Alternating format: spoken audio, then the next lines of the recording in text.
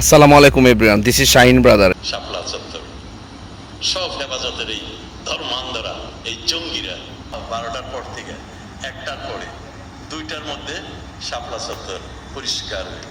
শাপলা চত্বর পরিষ্কার হলো। শাপলা চত্বর হলো স্যান্ডেলের শাপলা চত্বর। সব হেফাজতের এই ধর্মান্ধরা, এই জঙ্গিরা, যারা মানবতার শত্রু, ধর্মকে যারা রাজনীতি ব্যক্তিগত উদ্দেশ্যে ব্যবহার করে, পাকিস্তানের উচ্ছিষ্ট মতিঝিলের সেই শাপলা চত্বরে এমন একটা পরিস্থিতি, মনে হয় যে তারা দেশ দখল করে নেবে। এই হেফাজত সন্ধ্যা পর্যন্ত, আমি তখন মন্ত্রী, অনেক চেষ্টা করলাম তাদেরকে বোঝানোর জন্য, টেলিফোনে আলাপ করলাম। আমরা একটা চরম দুশ্চিন্তার মধ্যে, সংকটের মধ্যে, শঙ্কার মধ্যে। গণভবনে গেলাম, মাননীয় প্রধানমন্ত্রী বললেন, উনি খুবই কম কথায়